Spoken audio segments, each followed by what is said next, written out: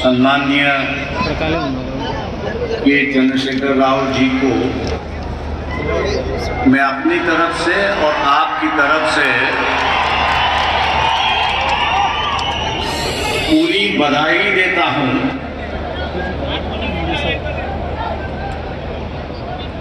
कि उन्होंने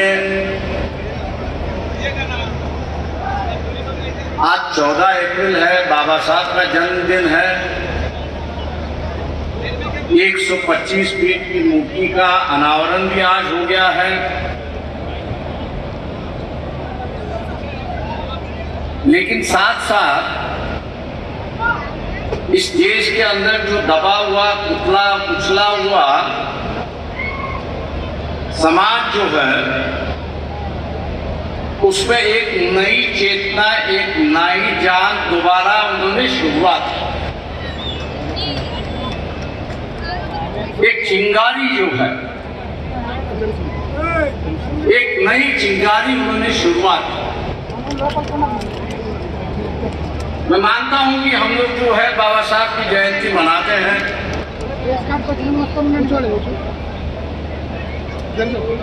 ढोल बजाना, गाना बजाना, बाबा साहब की बातों का दोहराना,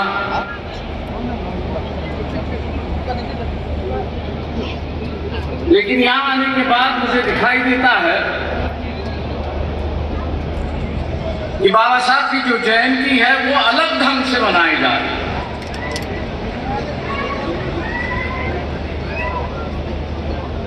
ना सिर्फ उनके गुणगान जा रहे हैं, गुण है, गान है, उस पर लोग गा रहे हैं, लेकिन हकीकत में जो बाबा साहब यहाँ पर चाहते थे, इस देश में जो हमेशा बाबा साहब चाहते थे, उस पर शुरुआत। बाबा साहब ने जरूर हमसे कहा कि शिक्षित बनो,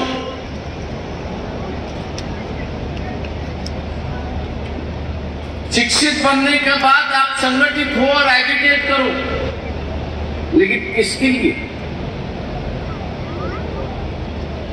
हमको संघर्ष करना है। किसके लिए? तो संघर्ष करना है समाज में बदलाव लाने के लिए। हमको संघर्ष किससे लाना है? तो एक नई व्यवस्था इस देश में पैदा कर। हमको इस देश में संघर्ष क्यों करना है? तो इस देश में इंसानियत पनपनी चाहिए, इसके लिए हमको संघर्ष। ये तो सिद्धांत हुए जिस पर हम समाज बनाना चाहते हैं। ये तो सिद्धांत है कि जिसके बुनियाद पर यहाँ की समाज व्यवस्था चलती रहे। लेकिन आज जिस युग में हम लोग जी रहे, उस युग की हकीकत भी हम लोग को जाननी है। और वो हकीकत है कि 1923 में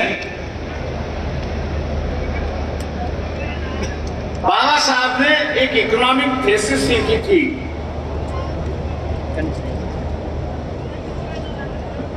बाबा साहब ने एक इकोनॉमिक थीसिस लिखी थी कि जिसका नाम था प्रॉब्लम ऑफ रुपी, रुपए की समस्या। और इस किताब के माध्यम से बाबा साहब ने ये बताने की कोशिश की कि उस वक्त का जो राज था, अंग्रेजों का जो राज था, इंग्लैंड का जो राज था, वो रुपए के साथ में कैसे खेलते थे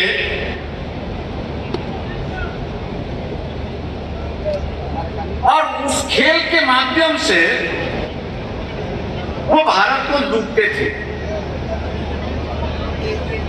बाबा साहब पढ़े लिखे थे, इसलिए उन्होंने प्रॉब्लम ऑफ रुपी रखा। हम लोग जैसे पढ़े लिखे जो वो उसको ये कहेंगे थ्योरी ऑफ लूट। मतलब एक दूसरे का पैसा कैसा लूटना, उसका उन्होंने विवरण किया है कि अंग्रेज जो है वो भारत को किस तरह से लूट रहा।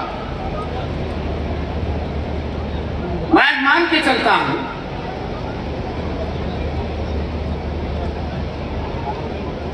जिसका उद्घाटन हुआ, दलित बंधु का जो उद्घाटन हुआ, ये थोड़े बहुत पैमाने पे इस थ्योरी ऑफ लूट को रोकने की कोशिश किया।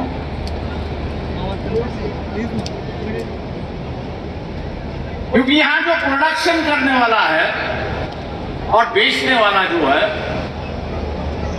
वो यहाँ का दबा कुचला हुआ समाज नहीं है, दलित नहीं है, आदिवासी नहीं है, वो तो सिर्फ खरीदने वाला समाज है। आज उसमें भी एक व्यापार की भावना, कमर्शियलाइजेशन है, उसकी कोशिश की जा रही है।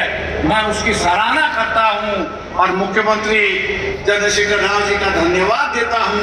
उन्होंने इस देश को आर्थिक दुर्बलता से कैसे लड़ना चाहिए, आर्थिक दुर्बलता से कैसे लड़ना चाहिए, और साथ साथ ये जो पॉवर्टी एलिवेशन का जो सरकार का कार्यक्रम है, उसको एक नई दिशा देने की कोशिश की। इसलिए बाबा साहब की जयंती पर बाबा साहब के आर्थिक विचारों को आगे ले जाने के लिए मैं उनको दोबारा धन्यवाद देता हूं और अपनी बात आगे बढ़ाता हूं। दोस्तों, देश को आजाद हुए 70 साल हुए, लेकिन पूरी तरह से बाबा साहब आज भी लोगों के सामने आए नहीं। हम लोग यही समझते हैं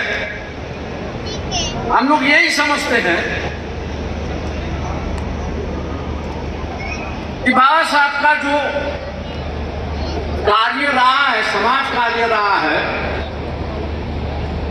ये दलितों के लिए, आदिवासियों के लिए, आरक्षण के लिए ही रहा है। ऐसी परिस्थिति ये बात जरूर है कि उनका फोकस जो था, बाबा साहब का पूरा फोकस जो था, वो पूरा फोकस एलिवेशन जो है, दलितों का एलिवेशन करना, आदिवासियों का एलिवेशन करना, और यहाँ हम लोगों को एक ही माइनॉरिटी दिखाई देती है, वो रिलीजियस माइनॉरिटी। इस देश में सिर्फ रिलीजियस माइनॉरिटी नहीं है, इस देश में कम्युनिटी माइनॉरिटी भी है।